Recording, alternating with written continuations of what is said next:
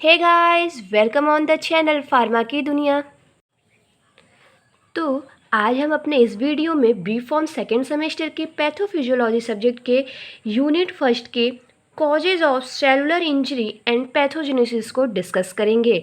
हमने अपने previous video में introduction, definition, homeostasis, components and types of feedback system को ऑलरेडी डिस्कस कर रखा है। आप वहाँ से जाके उसको देख सकते हैं। हम सेलुलर इंजरी को देखने से पहले क्या क्या सेल्स के रिस्पॉन्स होते हैं, अगर कोई स्ट्रेस पड़ता है ना तो सेल के क्या क्या रिस्पॉन्स होते हैं उनको हम डिस्कस करते हैं। जैसे हमारा कोई नॉर्मल सेल है, ठीक है, होम्योस्टेटिस लेवल, अभी हमने लास्ट वीडियो में होम्योस्टेटिस को डिस्कस किया था। तो होम्योस्टेटिस लेवल है, नॉर्मल सेल है। अगर उस पर कोई स्ट्रेस पड़ रहा है, ठीक है, स्ट्रेस पड़ रहा है तो ये क्या होता है, वहाँ पे एडॉप्शन होता है। एडॉप्शन का मतलब is the ability of cell to respond to various types of stimuli and adverse environmental changes। जैसे कोई सेल है, उस पर हम कोई प्रेशर क्रिएट करें, कोई स्ट्रेस दे रहे हैं, जब तक वो सेल अडॉप्ट कर ले रहा है, उसकी एबिलिटी है कि उस स्ट्रेस को झेल ले रहा है, रिस्पॉन्ड कर रहा है उसके ऊपर, ठीक है, तो वो हो गया सेल एडॉप्शन, ठीक है। बट जब अडॉप्ट करना ख़त्म कर दे, इनएबिलिटी टू अडॉप्ट, तो क्या हो जाएगा, सेल इंजरी हो जाएगी। हमारा जो पहला टाइप्स हमको क्या पढ़ना है डिटेल में, एडॉप्टेशन। एडॉप्टेशन भी वेरियस टाइप्स के होते हैं, atrophy, hypertrophy, hyperplasia, metaplasia and dysplasia, ठीक है, 5 टाइप्स के होते हैं। अब नेक्स्ट क्या है कि अगर कोई इंजूरियस स्टिमुलस हो रहा है, ठीक है, हमारे सेल पे कोई इंजूरियस स्टिमुलस हो रहा है, तो क्या होगा, हमारे फर्दर सेल इंजरी होगी। ये हमारा सेकेंड टाइप्स है, ठीक है। यहाँ पे हमें एडॉप्टेशन पढ़ना है, सेकेंड सेल इंजरी पढ़नी है। सेल इंजरी क्या है कि अब जब कोई सेल पे आप स्ट्रेस डाल रहे हो, ठीक है, वो उसको एडॉप्ट नहीं कर पा रही है, ठीक है, तो वो कंडीशन हमारी सेल इंजरी है। जैसे बैलून है, ठीक है, बैलून को आपने फुलाया, आप उसमें हाथ ऐसे डालते हो, दबाते हो, तो वो ऊपर की तरफ पिचकता, नीचे ऐसा होता है ना, तो वो आप स्ट्रेस डाल रहे हो तब तक जब तक वो अडॉप्ट कर ले रही है, ठीक है, स्ट्रेस को आपके अडॉप्ट करके रिस्पॉन्ड दे रही है, तो हो गया एडॉप्शन। बट ऐसा होगा ना, जब आप बहुत ज़्यादा उसको स्ट्रेस दोगे तो वो बैलून जो है वो फूट जाएगी, ठीक है, ब्लास्ट हो जानी है, तो वो कंडीशन हमारी सेल इंजरी हुई, ठीक है। जब बहुत ज़्यादा आप उस पर स्ट्रेस दे रहे हो और वो अडॉप्ट करने के बाद रिस्पॉन्ड नहीं कर पा रही, ठीक है, ये is called cell injury. Cell injury further 2 types के होते हैं, reversible injury and irreversible injury, ठीक है। इसकी फर्स्ट टाइप क्या है, रिवर्सिबल एंड इरिवर्सिबल। रिवर्सिबल है, कोई जब स्ट्रेस दे रहे हैं, स्ट्रेस वो माइल्ड हो सकता है और मॉडरेट हो सकता है, दे रहे हैं तो वो चेंज हो रहा है, बट अगर स्ट्रेस हम हटा दे रहे हैं तो वो फिर से पहले जैसे कंडीशन में आ जा रहा है, is called reversible cell injury. And irreversible stress, आप प्रोग्रेसिव सीवियर स्ट्रेस आप दे रहे हो, प्रोग्रेसिव लगातार परसिस्टेंट स्ट्रेस उस पर दे रहे हो, ठीक है, adverse environmental changes continuously severe हो रही हैं, तो इरिवर्सिबल इंजरी होती है। एंड फर्दर ये फिर 2 टाइप्स के होते हैं, नेक्रोसिस हो सकती है या तो एपिप्टोसिस हो सकता है। फाइनली जो है सेल वो डेथ कर जाता है। तो हम अपने इस वीडियो में सेलुलर इंजरी को देखेंगे, सेलुलर इंजरी क्या होता है, इनकी क्या इटियोलॉजी है, कैसे कॉज होता है, और reversible and irreversible cell injury की डिफिनीशन को देखेंगे। और हम अपने नेक्स्ट वीडियो में रिवर्सिबल और इरिवर्सिबल को डिटेल में डिस्कस करेंगे। तो चलिए गाइस स्टार्ट करते हैं। सेलुलर इंजरी, तो इसको चलिए देखते हैं। Cell injury is defined as functional and morphological effect of a variety of stresses on the cell from various etiological agents which result in changes in its internal and external environment। तो cell injury क्या होती है, cell के functional मतलब उसके physiology change हो जाए, उसके जो फंक्शंस हैं वो चेंज हो जाए, एंड मॉर्फोलॉजिकल मतलब वो जैसा दिखता है उनमें कुछ चेंजेज आ जाएं, ठीक है। मॉर्फोलॉजिकल मतलब वो जैसा दिखता है, जैसे शेप है, ठीक है, साइज है, उनमें कुछ चेंजेस आ जाएं।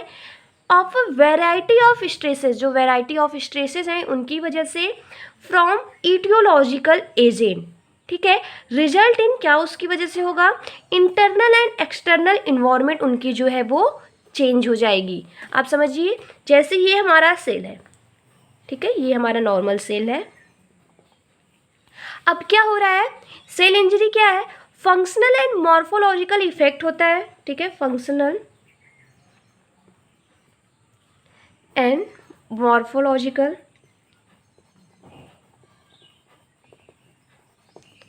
इफेक्ट होता है, ठीक है, सेल पे। क्यों होता है, वेरियस स्ट्रेसेस होती हैं, ठीक है, वेरियस इटियोलॉजी फैक्टर है, etiology factor, etiology and stresses, various stresses and etiological factor हैं जिनकी वजह से सेल पे स्ट्रेस हो रहा है, ठीक है, सेल पे अब स्ट्रेस हो रहा है तो सेल क्या होगी, अब रिजल्ट इसका क्या होगा, इसकी internal and external environment change हो जाएगी, change it's internal and external environment.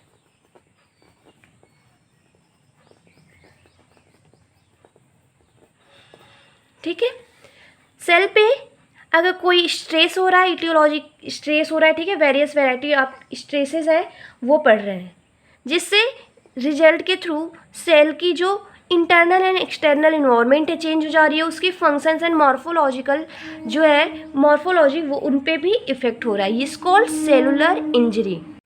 अब ये जो सेल है उस पर स्ट्रेस जो पड़ रहा है उनमें किस टाइप के चेंजेस आ रहे हैं, ठीक है, वो किस पे डिपेंड करता है, स्ट्रेस पे डिपेंड करता है।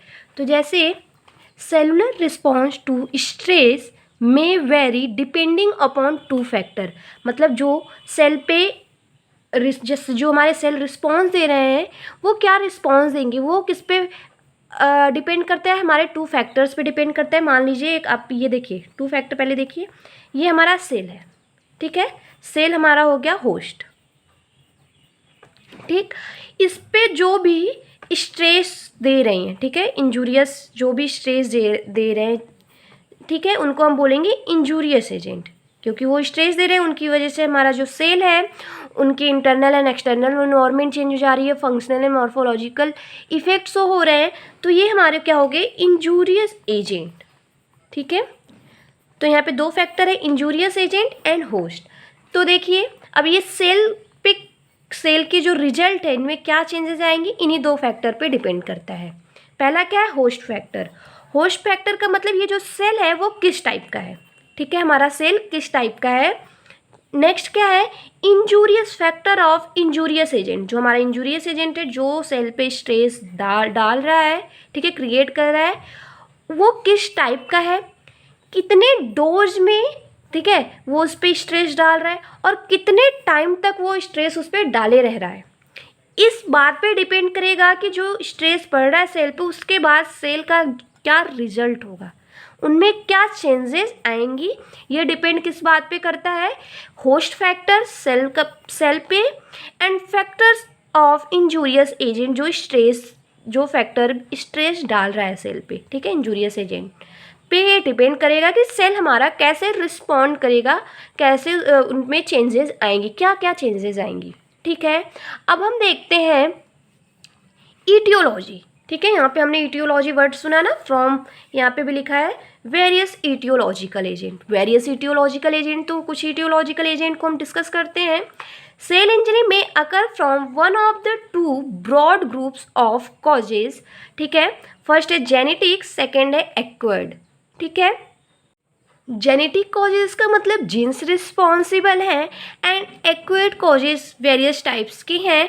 फर्स्ट है hypoxia and ischaemia. Hypoxia and ischaemia मतलब ऑक्सीजन की कमी, हाइपोक्सिया मतलब ऑक्सीजन की कमी, इस्चीमिया ब्लड में ऑक्सीजन की कमी, ब्लड का फ्लो रिड्यूस होना, इज कॉल्ड इस्चीमिया। तो हाइपोक्सिया जो है टू मैकेनिज्म पे वर्क करता है, दो पाथवे पे वर्क करता है, ये हम आपको बुक दिखाते हैं, टू पाथवे पे वर्क करता है। पहला क्या है, the most common mechanism of hypoxia cell injury is by reducing blood flow supply, ठीक है, ब्लड के फ्लो जो सप्लाई है उसके फ्लो को रिड्यूस करता है to cell due to interruption that is ischemia. ठीक है, जो ब्लड का फ्लो अगर डिक्रीज होता है, जो हमारे सेल्स हैं, ये कंडीशन हमारी इश्चीमिया कहलाती है। तो हमारी जो ऑक्सीजन की लेवल है हमारे सेल तक नहीं पहुंच पाती है प्रॉपर। सेकेंड क्या पाथवे है, हाइपोक्सिया में also result from impaired blood supply from causes other than interruption disorder of oxygen carrying RBC. ठीक है, या तो ब्लड की जो सप्लाई है वो इम्पेयर्ड हो रही है। क्यों हो रही है impaired? Disorder of oxygen carrying RBC. RBC क्या करते हैं? ऑक्सीजन, आरबीसी में हीमोग्लोबिन होता है, हीमोग्लोबिन ही ऑक्सीजन को कैरी करता है, one cell to another cell, body में अलग अलग जगह पहुंचाता है। तो क्या होता है, अगर हमारी बॉडी में आरबीसी के लेवल जो है डिक्रीज हो, ठीक है, आरबीसी की लेवल डिक्रीज हो, लाइक आपको एनीमिया डिजीज हो या तो कार्बन मोनोऑक्साइड पॉइजनिंग हो, ठीक है, तो क्या होता है, इम्पेयर्ड ब्लड सप्लाई होती है, वो कंडीशन में हाइपोक्सिया क्रिएट करती है। And heart disease, lung disease and increase demand of tissue, ये हमारे हाइपोक्सिया एंड इश्चीमिया कंडीशन है, जिसकी वजह से हमारे जो सेल हैं वो उनमें इंजरीज आती हैं। सेकेंड क्या है, फिजिकल एजेंट। फिजिकल चेंजेस क्या क्या हो सकती हैं, जैसे मैकेनिकल ट्रॉमा, कोई रोड एक्सीडेंट हो, इसकी वजह से ट्रॉमा आपको हो रही हो, आपके सेल्स इंजर्ड हो जा रहे हो, या thermal trauma like heat and cold process होने की वजह से थर्मल ट्रॉमा आ रही हो, इलेक्ट्रिसिटी एंड रेडिएशन, रेडिएशन में अल्ट्रावायलेट एंड आयोनाइजिंग, ठीक है, rapid change in atmospheric pressure, या एटमॉस्फेरिक प्रेशर आपकी रैपिडली चेंज हो जा रही है। तो कुछ ऐसे फिजिकल एजेंट हैं जिसकी वजह से क्या होता है, कुछ डिजीजेस कॉज होती हैं और आपके जो सेल हैं वो इंजर्ड होते हैं। थर्ड है केमिकल एजेंट एंड ड्रग्स, कुछ केमिकल्स एजेंट हैं, ड्रग्स हैं, जिनकी वजह से भी आपके जो सेल्स हैं वो इंजर्ड होते हैं। ठीक है, लाइक केमिकल्स जैसे हो गए chemicals poison such as cyanide, arsenic, mercuric, ठीक है, स्ट्रॉन्ग एसिड्स एंड एल्कलाइज, ठीक है, ये सारे हमारे केमिकल्स हैं। इंसेक्टिसाइड, पेस्टिसाइड्स केमिकल एजेंट हैं जिनकी वजह से सेल हमारा इंजर्ड होता है। नेक्स्ट है माइक्रोबियल एजेंट। माइक्रोबियल एजेंट मतलब माइक्रोब्स रिस्पॉन्सिबल है इंजरी कॉज करने में, लाइक हमारे बैक्टीरिया हो गए, वायरस, फंजाई, प्रोटोजोएन, पैरासाइट्स, ठीक है।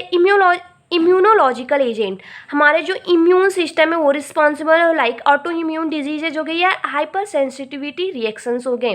नेक्स्ट है न्यूट्रिशनल डीअरेंजमेंट, डिफिशियंसी या एक्सेस अमाउंट हो न्यूट्रिएंट्स के, ठीक है, जिसकी वजह से न्यूट्रिशनल इम्बैलेंस हो हमारी बॉडी में, इसकी वजह से भी हमारे सेल इंजर्ड होते हैं, हमें डिजीज़ कॉज होती है। लाइक न्यूट्रिशन डिफिशियंसी की वजह से जो डिजीजेस कॉज होती हैं वो हो गया स्टारवेशन, प्रोटीन एंड कैलोरीज की वजह से जो डिजीज़ कॉज होती है वो है मार्समस एंड कॉरिस्कोर, ठीक है, मिनरल्स की वजह से एनीमिया कॉज होती है। तो ऐसे कुछ डिजीजेस हैं जिनकी वजह से हमारे सेल इंजर्ड हो सकते हैं, या न्यूट्रिशनल की एक्सेस अमाउंट हम ले रहे हैं, ठीक है, तो उसकी वजह से भी प्रॉब्लम्स होती है। ओबेसिटी की प्रॉब्लम होती है, हार्ट डिजीज़ होता है, हाइपरटेंशन होता है, एथेरोस्क्लेरोसिस होता है। तो ये सब डिजीजेस की वजह से भी हमारे जो बॉडी है उनमें जो सेल्स होती हैं ना वो इंजर्ड होती हैं। नेक्स्ट क्या है, साइकोलॉजिकल फैक्टर। साइकोलॉजिकल फैक्टर में क्या होता है, there are no specific biochemical and morphological changes in common acquired mental diseases, मतलब साइकोलॉजिकल प्रॉब्लम होगी, मेंटल डिजीजेज होगी, मेंटल स्ट्रेस होगा, एंजाइटी होगी, ओवरवर्क करने की वजह से, जैसे डिप्रेशन हो गया, सिजोफ्रीनिया हो गया, कोई ड्रग्स की एडिक्शन हो जा रही है हमें, अल्कोहल की हो गई, स्मोकिंग हम कर रहे हैं, जिससे हमारी बहुत सारी डिजीजेज आ रही हैं। मेंटल हमारा जो कंडीशन है, ठीक है, साइकोलॉजिकल कंडीशन जो है वो अल्टर हो रहा है, इसकी वजह से हमें बहुत सारी डिजीज़ हो सकती हैं, लीवर डैमेज हो सकता है अल्कोहल पीने की वजह से, स्मोक लेने की वजह से, lung cancer, peptic ulcer, hypertension, ischaemia, heart diseases, ठीक है, ऐसे वेरियस डिजीजेस हो सकते हैं। एंड एज भी रिस्पॉन्सिबल होता है सेल डैमेज करने के लिए। एंड आइडियोपैथिक डिजीजेज, ठीक है, आइडियोपैथिक मीन्स अननोन रीजन, इसके आइडियोपैथिक मतलब कोई भी एग्जैक्ट रीजन पता नहीं हो सेल के इंजर्ड होने के लिए, कोई डिजीज़ कॉज होने के लिए। हमारा सेल कब इंजर्ड होगा, जब हमें कोई डिजीज़ हो रही है, उसकी वजह से हमारा सेल इंजर्ड हो रहा है। तो डिजीज़ क्यों हो सकती है, कैसे हो सकती है, उनके ये कॉमन एटियोलॉजी हैं, ठीक है, इनकी वजह से हमारी सेलुलर इंजरी हो सकती है। अब हम डिस्कस करते हैं टाइप्स को। Types of cellular injury. ठीक है, सेलुलर इंजरी के कितने टाइप्स होते हैं? 2 टाइप्स के होते हैं। मैंने फर्दर पहले ही बताया था वीडियो की स्टार्टिंग में, reversible cell injury and irreversible cell injury. जब हमारे जो नॉर्मल सेल है, ठीक है, नॉर्मल यहाँ पे सेल है, सेलुलर इंजरी हो रही है उनमें। ठीक है, कैसे हो रही है? अगर माइल्ड ट्रांसिएंट स्ट्रेस हो रहा है, थोड़ा स्ट्रेस हो रहा है, ठीक है, आप कम स्ट्रेस, इस पे प्रेशर, कम प्रेशर डाल रहे हैं, ठीक है, हमारे सेल पे कम प्रेशर डाल रहे हैं, तो क्या होगा? रिवर्सिबल सेल इंजरी होगी।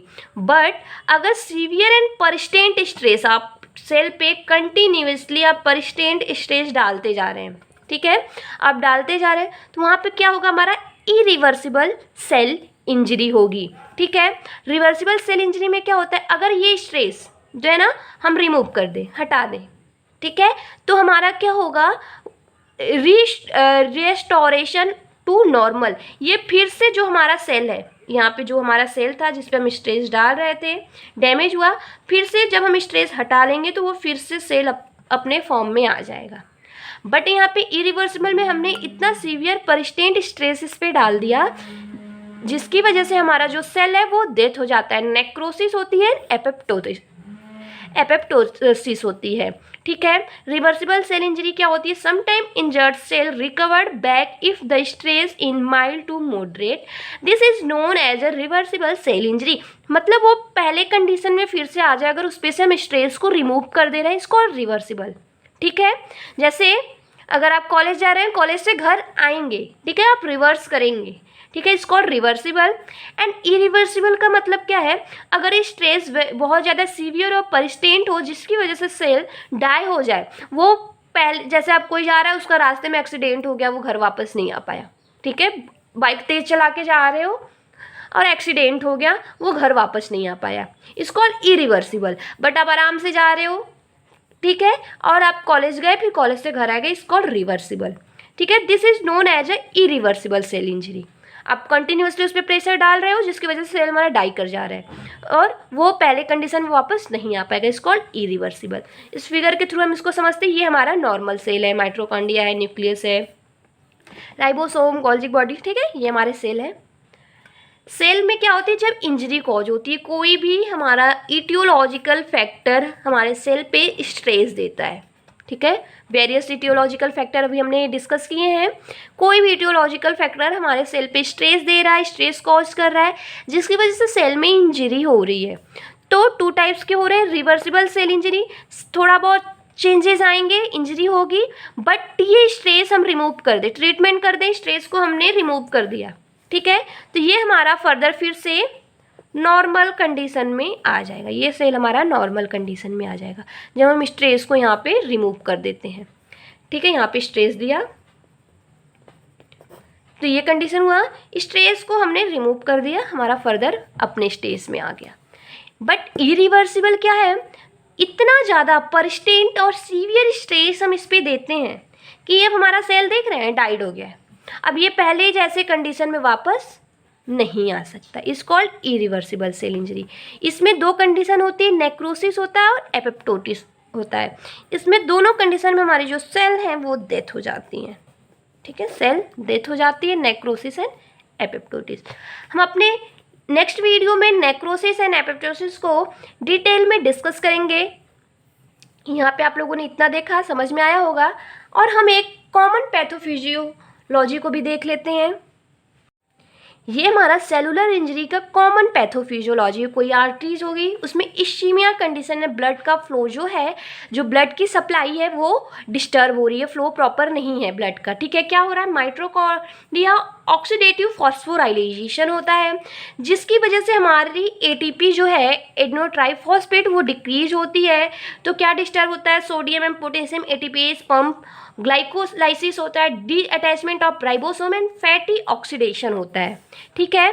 Influx of calcium water and sodium influx of potassium, ठीक है। अगर हमारे बॉडी में sodium and potassium ATPase pump होता है ना, डिक्रीज एटीपी की वजह से, तो क्या होता है? कैल्शियम एंड वाटर, सोडियम का रिटेंशन ज़्यादा होने लगता है, जिससे हमारे जो सेल है, ठीक है, वो स्वेल होने लगती है, हमारे सेल्स में स्वेलिंग आने लगती है, ठीक है। फिर उसके बाद मेम्ब्रेन डैमेज होगा, कैल्शियम इन्फ्लक्स होगा and then increase calcium in mitochondria, mitochondrial damage. अगर माइट्रोकॉन्ड्रिया में हमारे कैल्शियम की लेवल इंक्रीज हो जाएगी, ठीक है, तो हमारा जो कैल्शियम है वो हमारा माइट्रोकॉन्ड्रिया है वो डैमेज हो जाएगा। अब यहाँ पे ग्लाइकोलाइसिस हो रहा है। ग्लाइकोलाइसिस हो रहा है मतलब increase glycogen and decrease pH. इसमें इस कंडीशन में क्या होता है, clumping of chromatin and intracellular release and activation of lysosomal enzyme, ठीक है। डी अटैचमेंट हो रहा है राइबोसोम का, प्रोटीन की सिंथेसिस डिक्रीज होगी, लिपिड का डिपोजिशन ज़्यादा होगा, फैटी एसिड ऑक्सीडेशन होने की वजह से फैटी ऑक्यूमुलेशन होगा, लिपोटॉक्सिसिटी होगी, न्यूक्लियर डैमेज होगा, बेसोफिल्स एंड प्रोटीन डाइजेशन होगा, ठीक है। इरिवर्सिबल टाइप की सेल इंजरी होगी, एपिप्टोसिस होगी, यहाँ से ये नेक्रोसिस होगी, ठीक है। यहाँ पे भी रिएक्टिव ऑक्सीजन स्पीसीज, ये भी नेक्रोसिस, देन फर्दर एपिप्टोसिस में कन्वर्ट हो जाएगा। ये हमारा फिगर क्या है, a detail diagram reversible and irreversible ischemic cell injury, the ATP level have a key role. Ischemia can cause direct membrane damage, mitochondrial damage, ribosome damage and nuclear damage, ठीक है। मतलब ये हमारा ये कॉमन पैथोजेनेसिस है reversible and irreversible cells injury की। इसमें क्या कर रहा है, एटीपी जो है वो की रोल कर रहा है। अब हम किसी चीज़ को एनर्जी ही नहीं देंगे, ठीक है, एनर्जी ही नहीं देंगे तो फर्दर वर्क ही नहीं करेगा। एनर्जी कहाँ से मिलेगी, जब ऑक्सीजन की सप्लाई, ब्लड की सप्लाई होगी।